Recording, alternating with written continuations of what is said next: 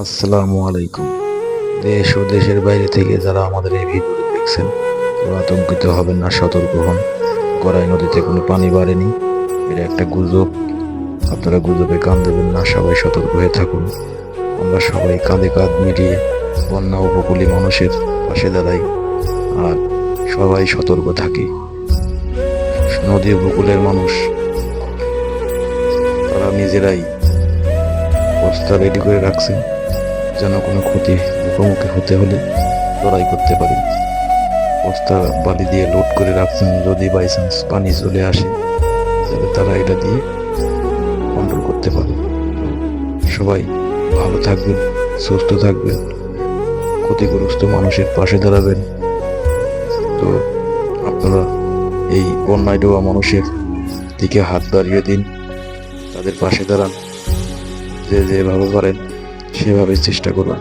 আসসালামু আলাইকুম।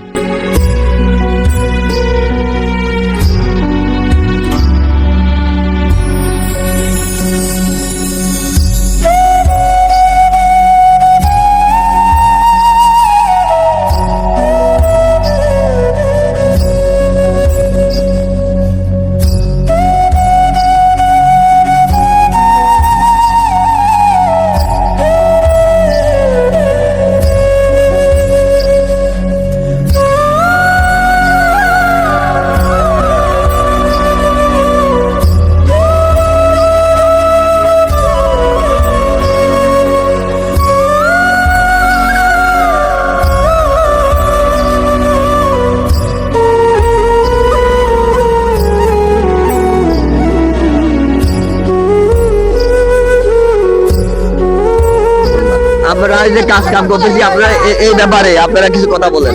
না, যে কাজটা হচ্ছে আলহামদুলিল্লাহ ভালো কাজ। আসলে আগাম সতর্ক থাকাটাই আমাদের পক্ষে ভালো, কারণ যখন মানে পানি চলে আসবে তখন আর কিছু করার থাকবে না। এই জন্য আগাম যে সতর্কটা আপনারা নিচ্ছেন, উদ্যোগ নিচ্ছেন এলাকাবাসী, এটা খুবই মহৎ একটা কাজ। ইনশাল্লাহ সবাই আমরা শরিক হব, আর সবাই সবার দিক থেকে আমরা প্রস্তুতি নিয়েই থাকবো। আর সবাই আল্লাহর কাছে বেশি বেশি ইস্তেগফার, বেশি বেশি দোয়া করবেন, যেন আল্লাহ যেন আমাদের মানে এই বন্যা যেন আমাদের দেখতে না হয়। আমরা যাদের কিছু কথা শুনতে চাচ্ছিলাম, আমরা এদিকে আসেন, একটু উপরে ওঠেন ক্যামেরাম্যান। হ্যাঁ, এবার আমরা জানতে চাচ্ছি এই ভরাট করার ব্যাপারে আপনি কিছু বলেন।